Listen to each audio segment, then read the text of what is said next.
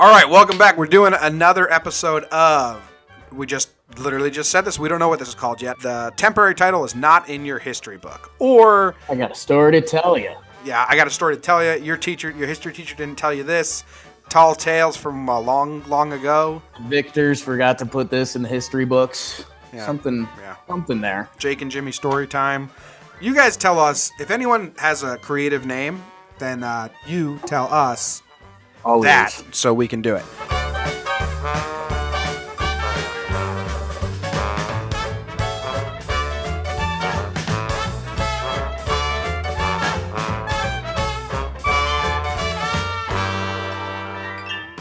Last week we did China killing all the sparrows. That was wild. Got a little fun. This week, Jake's coming off a bender of a weekend. I don't do anything, so I'm pretty fresh. I'm ready to go. You look good. Sundays are my work day. We're recording this on a Monday, and Mondays are my kind of like, I try not to do work until the game starts, because Sunday I just put in so much editing and recording time and all that. Yeah. But I'm feeling good. I'm happy about this one. I think you're gonna like this story a lot, Jake. Maybe. Hopefully. It's about a guy named Mike Malloy, okay? But Mike Malloy. His nickname was Old Dorable. Say that again? Old Dorable. Old Dorable? Yeah, yes. Like adorable without the A? No. D-U-R-A-B-L-E. Durable. Durable, yeah. Durable. Yeah. Not adorable. Okay. Durable. Did I say it better that time? Not really. Hey, I had a speech impediment as a kid. Durable. That's durable. Oh, he was known as Mike the Durable or Iron Mike. Okay? All right. Yeah, he is, and this story takes place in 1932, Bronx, New York. Great Depression. Hey, there you go. I was going to ask, do you know what two events were going on in 1932 in America? Come on, man.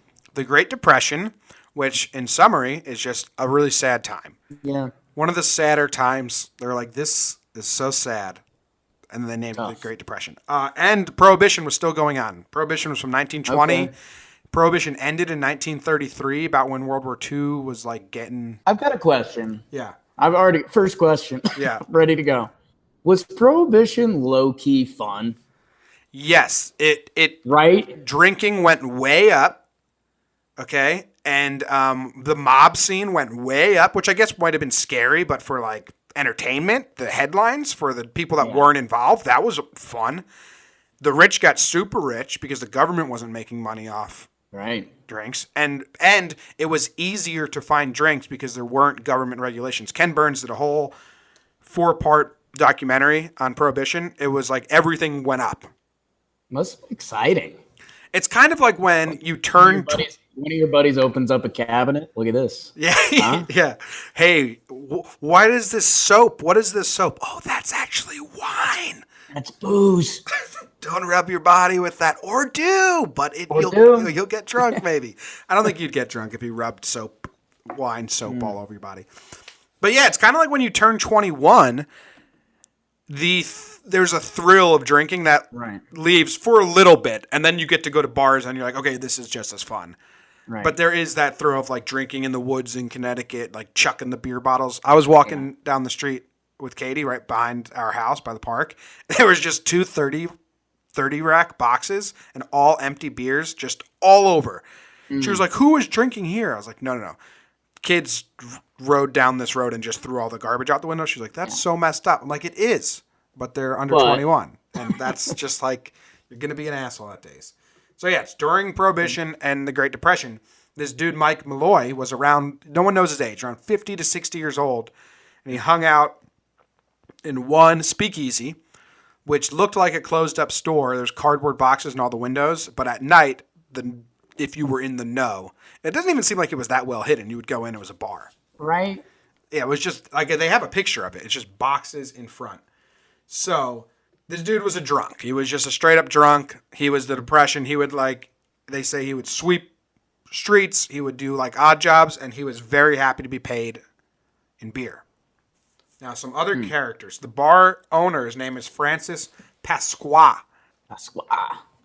He's an Italian. They're in the Bronx. The Mike Malloy is Irish. Sure. So they're sitting around. It's the Great Depression. They got no money. He barely makes money running a bar. Blah, blah, blah. He's got all his friends there. They watch this drunk guy just drunk all day. They're sitting around. They're thinking, man, wouldn't it be so great to have a relative die and just cash in all that insurance money? Wouldn't that be the best? And all their heads turn to old drunk Mike who's sitting over there in the stool. He could be someone's relative. Yeah. So there's Pasqua, who was 24, okay? Undertaker by trade, works at the thing. And there is his buddy, Marino, who is kind of like puts this plan in motion. And the plan, if you didn't figure it out, is they're going to try and kill Mike Malloy and get the insurance money. Yeah. So Marino, let me see if I can find this dude's first name. Great Depression, huh? Great, it's wild times. Okay, so Marino's place, Marino owned the bar. Pasqua worked there. He worked there. Yeah. He's just an undertaker. Yeah. So they say, why don't you take out an insurance policy on Malloy? Pasqua asked Marino that day. Marino paused, and Pasqua knew he'd pulled off such a scheme before. Because the prior year, Marino, who's 27 years old, check this out, he befriended a homeless woman named Mabel Carson and convinced her to take out $2,000 life insurance policy, naming him as the beneficiary. One frigid night, he force-fed her alcohol, stripped her clothing. Now, what do you think happens next? I think you just let her into the streets and she dies. Yes. Some would think maybe something sexual happened. That's a good guess by you with the insurance policy. Yeah, nothing sexual. He just force-fed her alcohol, stripped her clothing. You couldn't risk falling in love there with the homeless Mabel. He force-fed her alcohol, stripped her clothing, doused the sheets and the mattress with ice water, and then pushed the bed underneath an open window. So when the inspector came, Mabel just got really drunk and died, and he made off with money. So they were going to do this again to their new friend, Mike Malloy. Okay. All right. They had 3 insurance policies taken out on him. They had another friend say, yeah, that's my brother. And then it was in his name. Okay. Which would have netted them. It's not even that money. They were going to split $3,576, 1932 money, which is $54,000 today. So, year's salary Great Depression to kill a guy. Yeah. They called him the Murder Trust. There was now like 4 guys involved. Let me read you off some of the names of these guys, Jake, because it's the Bronx and they're Italian, so we got some real good names. Right. The Murder Trust, as the press would call them, now included a few other of Marino's regulars, including petty criminals John McNally and Edward Tin Ear Smith. Okay. Why do you think? Tenure? Tin Ear.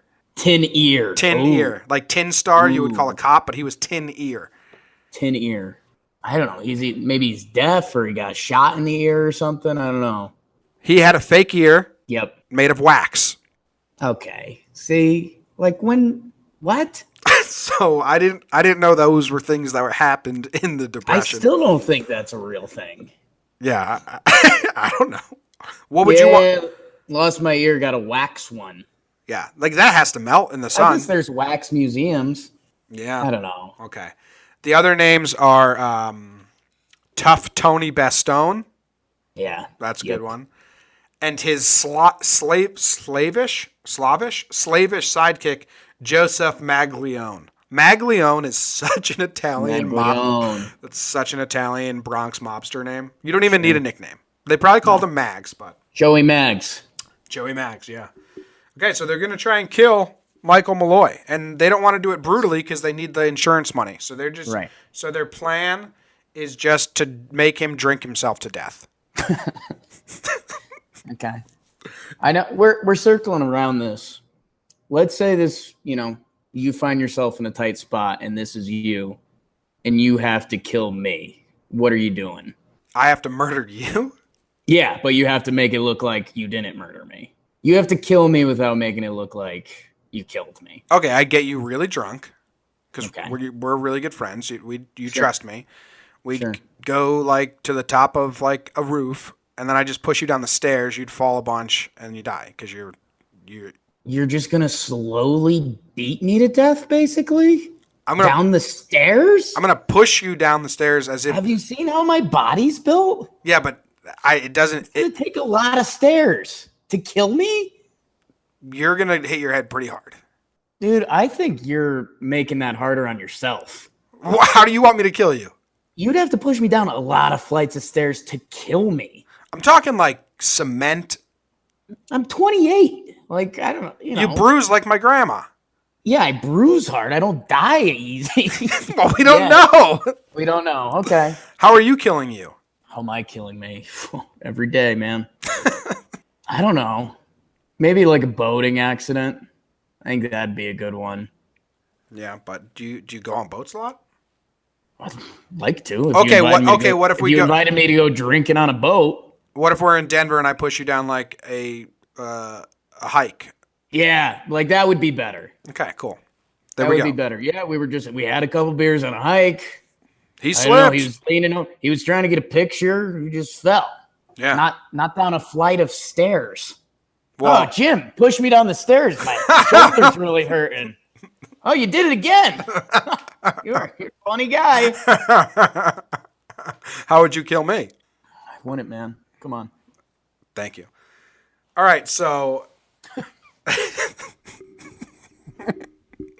so they're trying to get him to. They tell him like, "Hey, because of competition, you can drink whatever you want, Mike." And he's like, "Oh, great! What a treat." Say, Malloy had been a hard drinker all his life, and he drank on and on. He drank until Marino's arm tired from pouring the bottle. Love that. Remarkably, his breathing remained steady. His skin retained its normal ruddy tinge. Finally, he dragged a grungy sleeve across his mouth, thanked the host for his hospitality, and said he'd be back in 24 hours. So, just milking the system. Just like, okay, yeah. I will drink all that I want. Thank you. He's a nice guy. Comes back. They say they do this for 3 days, pausing only long enough to eat a complimentary sardine sandwich, which, can you think of anything less complimentary than someone handing you a sardine sandwich? That's like the thing I don't get about the Great Depression. Like, I know things were bad, but like, I feel like going to sardine sandwiches was like rubbing it in. Like, well, the peanut butter is not as expensive, but I don't know. I want to really think about it. Give me the sardine sandwich. When was peanut butter invented, by the way? I don't know. I Googled when was Reese's invented and who like first thought of it because it's one of the better inventions ever going. But I don't know when peanut butter was invented. That's a Google. When was peanut butter invented? Are you there yet? Yeah, 1895 was the first version of peanut butter. So yeah, when could you go out and buy peanut butter? You're telling me if peanut butter was available in the 1930s, the Depression is kind of crazy because you can live off peanut butter and jelly for pretty cheap. Right? And I mean, like, listen to the sentence you said. Sardine sandwiches. I Googled sardine sandwich. Like, I'm going to Google 1932 sardine sandwich and see if any pictures come up. Mm-hmm. And I think I'd rather drink myself to death than eat one. Dude, yeah. I mean, they don't. 1928 Peter Pan butter. 1932 Skippy. Yeah. So I don't know. I still don't know how mainstream it was then, but. Yeah. All right. So he drank a lot. He did a sardine sandwich. He wasn't dying. They were like, what the fuck, man? They're paying they're paying out 3 insurance policies monthly. They're giving away all the liquor to Mike Malloy that he wants. And the complimentary sardine sandwiches, which are really probably tipping him over the edge. One dude, which one is it? Tough Tony. Grew in patience, says, let's just shoot him in the head. Yeah, that's how you become Tough Tony. Yeah, that is, if I told you one of these guys just wanted to kill him, Tough Tony. Was it Mags? No. Tough Tony said, let's just shoot the guy. Was it Tin Ear? No, that guy. But Tough Tony, he doesn't really understand how the whole payout thing works, so he's like, let's just kill him. I don't get it. Yeah, if you're trying to kill someone, just kill gotta go with a gun. Yeah.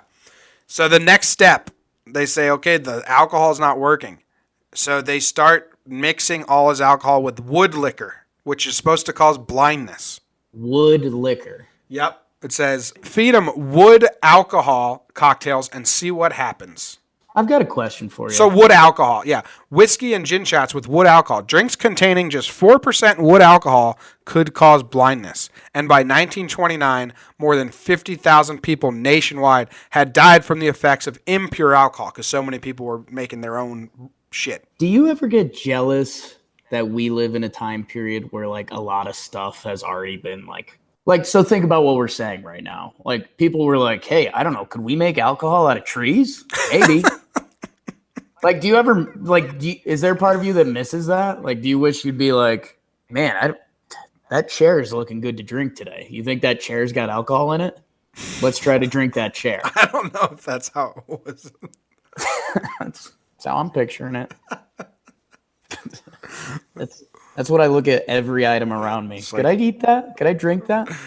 Look at that pencil. You think that pencil's got some whiskey in it? Well, dude, it's one of the classic. I mean, the grossest thing in the history of time is someone looking at a cow's udder and saying, yeah, let's drink from there. But now look. That is pretty disgusting. So, that helps your point a lot. People must have had a lot of bad days doing stuff like that. Oh, yeah. Speaking of the first guy to ever milk a cow, like that's fucking pervert. Thank you for all you did for society. You're the best, but you're in jail. You're a freak. Forever. You're in freak. Yeah. One of my favorite tweets ever I've read, it's so simple, is it just says, in quotes, first horse that was ever ridden. Yeah. Like, the first horse that ever had a human jump on his back was probably like, what? It's really weird, man. Think like a human instinct is to look at like everything. It turns into like Maslow's hierarchy of needs, and you start at the bottom and it's like, okay, can I eat that animal? Maybe. We basically played that game with every animal. Yeah. And like plants. There's no animal out there that people were like, I wonder if that tastes good. There's so many plants that people tried. Right. And it was like, oh no, my friend died of that one, so don't eat that one. Yeah. That I don't know what that tree over there is, but my buddy ate some of that tree. He's dead. Don't eat that tree. Different times. Like, I never have to worry about that. All right, back Mike Malloy. Okay, night after night, the scene repeated itself, with Malloy's drinking shots of wood alcohol as fast as Murphy poured them, until the night he crumbled without warning to the floor. The gang fell silent, staring at the jumbled heap by their feet. Pasquale knelt by Malloy's body, feeling the neck for a pulse, lowering his ear to his mouth. The man's breath was slow and labored. They decided to wait, watching the sluggish rise and fall of his chest. Any minute now. Finally, there was a long, jagged breath, the death rattle, but then Malloy began to snore. He awokened some hours later, rubbed his eyes, and said, "Give me more of the regular, old lad." He's a real booze hound, huh? Yep. Shout out to the Smithsonian Magazine. That's where I'm reading, so that's their writing, not mine. But I'll give them credit for writing it. So yeah, so now he survived any amount of liquor. He's surviving wood alcohol. So that's kind of a big mistake from them, is they thought of his drinking as a liability, where they should have caught some clean cut guy and been like, hey, we'll hook you up, but you got to start drinking with the fellas. Yeah, they needed to go to the church and just get some nice guy. But I guess that looks more suspicious than a drunk just drinking himself to death. But how many drunks are trying to drink themselves to death and can't? Okay, yeah. Mike Malloy. Why was Malloy hanging out in an Italian bar in the Bronx when he's Irish? If I know anything. Served him booze. Unlimited booze, yeah. And free and complimentary sardine sandwiches. Yeah. Why do you think I go to so many weddings? Yeah. So the plot to kill Michael Malloy was becoming prohibitive. The open bar tab, the cans of wood alcohol, and the monthly insurance premiums all added up. Marino was scared his speakeasy would go bankrupt. So Tough Tony once again advocated for brute force. Kill him. But they had another idea. Malloy had a well-known taste for seafood. They knew that from the shit sandwiches. Right. So why not drop some oysters in denatured alcohol, let them soak for days, and serve them while Malloy drank? So not only is he getting alcohol from the liquid, he's getting alcohol from the food. Right. Didn't bother him. What kind of alcohol? The deplored alcohol? Denatured. What's that? I don't know. I guess that's something I should know. I mean, I'm guessing it not filtered. Doesn't sound good. Let me go. You don't hear a lot of places advertising their methylated spirit, ethanol, to make it poisonous, bad tasting, and foul smelling. Jesus Christ. Okay. Yeah. They swung. They swung hard. Yeah. That was their middle ground with Tony. Yep. Okay, didn't do shit. Okay, No. They put glass in his sandwiches. Mike Malloy's in heaven, by the way. Well, not literally, unfortunately for them, but he's like, does Mike Malloy think these guys are the best? Yes, you guys are my best friends. I don't know what I did to deserve this, but you guys are giving me food, drink, and a pretty sweet insurance policy if I die. This is awesome. You guys are cool. I love this place. This is cool. They didn't know what to make of this Rasputin of the Bronx. So I'm a huge Rasputin fan, by the way. Nice. So Marino was like, hey, remember that girl that I did this thing to last time? Remember Mabel? Sure. Why don't we just do that again? Why are we beating around the bush? I was going to say that, but then I was like, well, I'm assuming they took out insurance policies with similar companies. And if you have two people die the exact same way, that's red flag. But this insurance policy wasn't taken out by Marino. They had a third party take it out. Right. But yes. I mean, yeah. Right. Another person slept in ice sheets, huh? All right. So that evening, Marino and Pasquale tossed Malloy into the back seat of Pasquale's Roadster, drove in silence to Crotona Park, and lugged the unconscious man through heaps of snow. After depositing him on a park bench, they stripped off his shirt and dumped bottles of water on his chest and head. Malloy never stirred. When Marino arrived at the speakeasy the following day, he found Malloy's half-frozen form in the basement. Somehow, he walked half a mile back and persuaded Murphy, who was working, to let him in. When he came to, he complained of a wee chill. So tough guy. Tough Tony is now probably so mad at Malloy. Pissed. Because he's stealing his whole shtick. Malloy's the toughest dude to be in the Bronx. Yeah, I mean, at a certain point, you just add Malloy to the team and be like, this guy's an asset. This guy's like, when does Pledge Week end? Because he's earned his due. I'm starting to kind of like this guy. February neared, and another insurance payment was due. That's what Mags was saying. Mags was like, you know what? I kind of like this guy. And Tinier was like, feeling the same way. He's like, Tinier forgot the plan, thought they just added a buddy. Yeah. Tinier, I didn't realize they were actually trying to kill him. Yeah. So, February neared, another insurance payment was due. One of the gang, John McNally, wanted to run Malloy over with a car. Okay. So Tinier was skeptical, but Marino, Pasquale, Murphy, and Kreisberg, I don't know if you've heard about him, they were intrigued. So Maglione offered the services of a cab driver named Harry Green, whose cut from the insurance money would be $150. $150, run this guy over, done. Kill this guy, $150, boom, awesome. Bing. The depression. No more sardine sandwiches for dad. So they all piled into the cab. They got a drunken Malloy. They put him on his feet. They held his arms out. They say like they crucifix style. And the car just ran right over his body. He popped on top of the hood. He went on the ground. Then Harry Green reversed over his body for good measure. Really earned that $150. He was hoping to get like a bonus. You ran him back up 175. Yeah. You doubled down. Yeah. Neighbors turned on their lights, so they all left. They just left the scene. John Murphy, he's the one that said he was his brother that has the insurance policy. He calls all the hospitals and morgues. Do you have a body? I'm looking for my brother. Do you have a body? I'm looking for my brother. It's a nice play. Nowhere to be seen. They have no idea what to do. Okay? 5 days later, as Pasquale plotted to kill another anonymous drunk, any anonymous drunk, and pass him off as Nicholas Malloy, which is what they said his name was, Malloy. Sure. The door to Marino's speakeasy swung open and limped in a battered, bandaged Michael Malloy, looking only slightly worse than usual. His greeting, I am dying for a drink.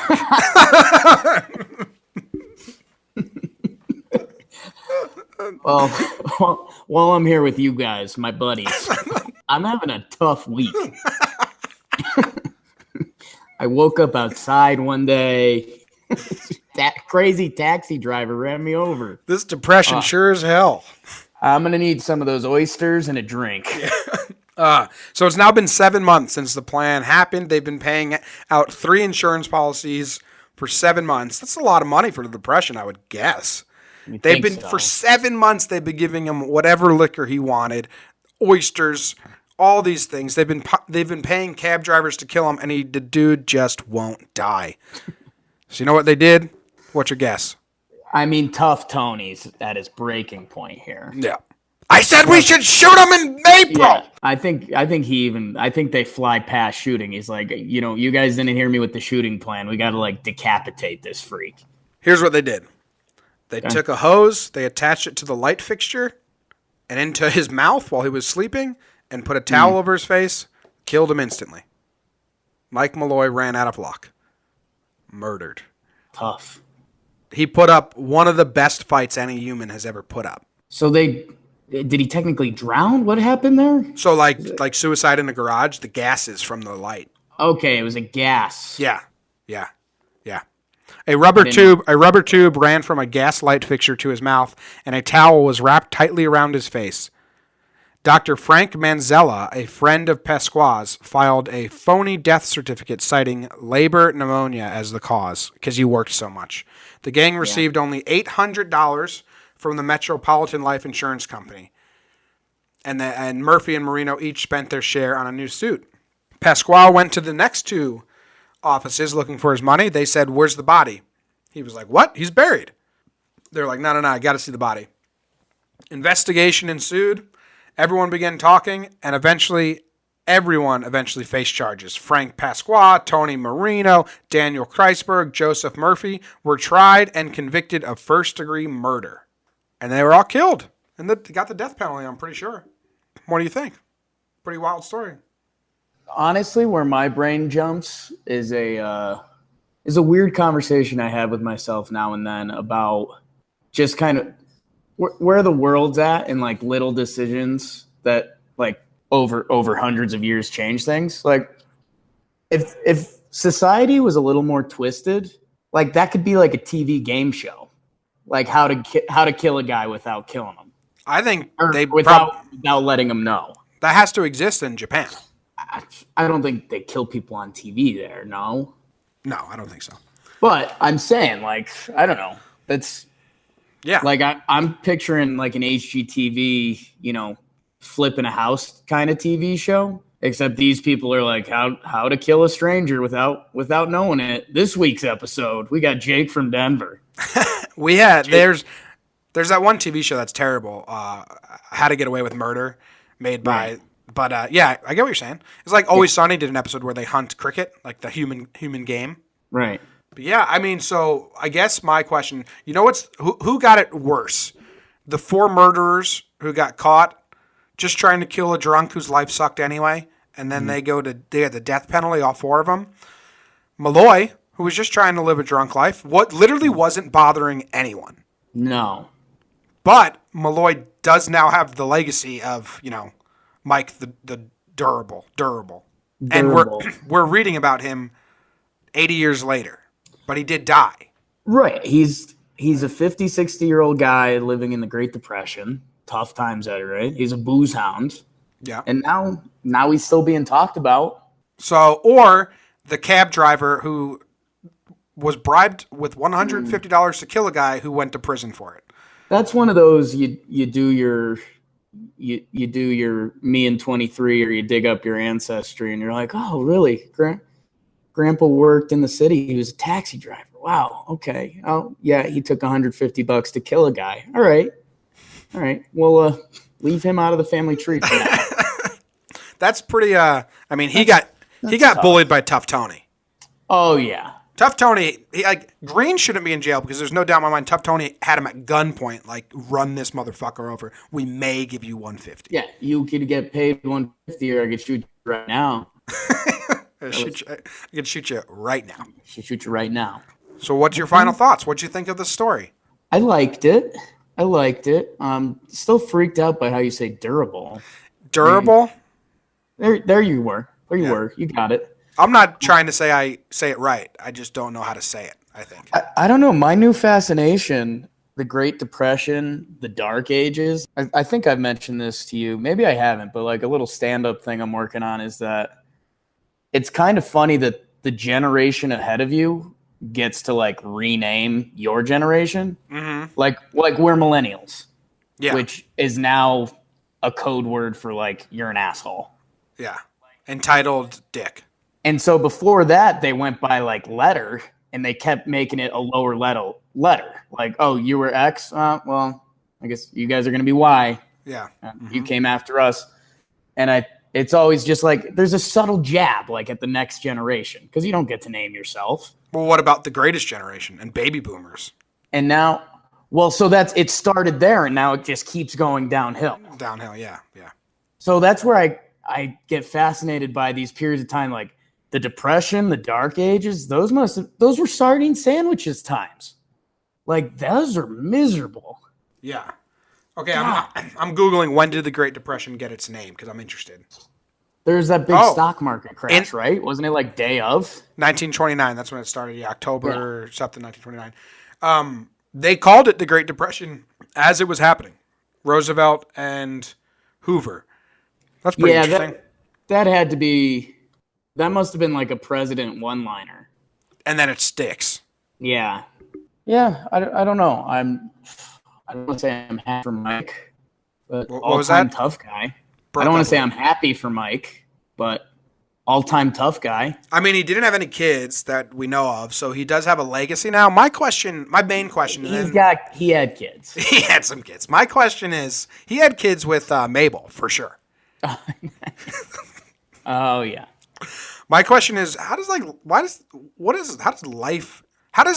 Mike Malloy, the dude who sweeps streets for beer during the Great Depression in the Bronx, New York, how does any money get attached to his person after he's dead? They're like, yeah, he died, so this is what you get now, and then it's an amount of money that Mike Malloy never had ever. I don't understand how life insurance. We're missing. There must have been a caveat there where they said like Mike works at the bar and he makes X amount of dollars a year or something like that. Yeah, there's got to be some spin there.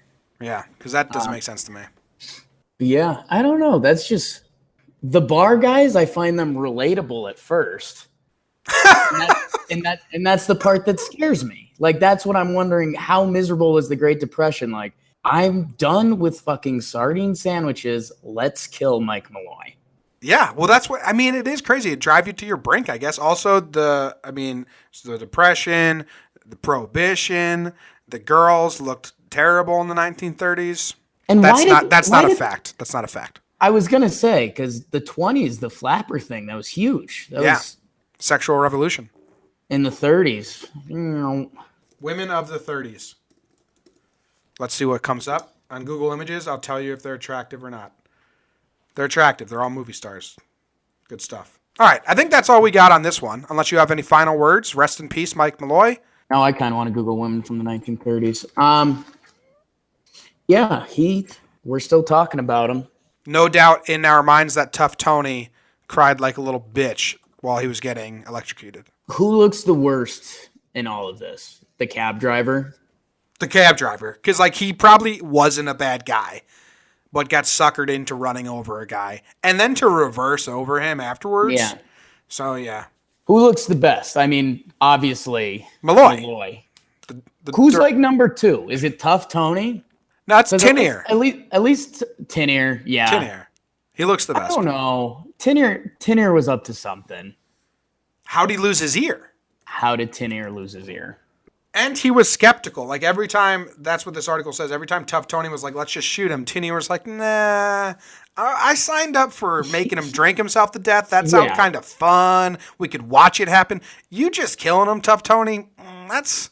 I think he was friends with Tin Ear.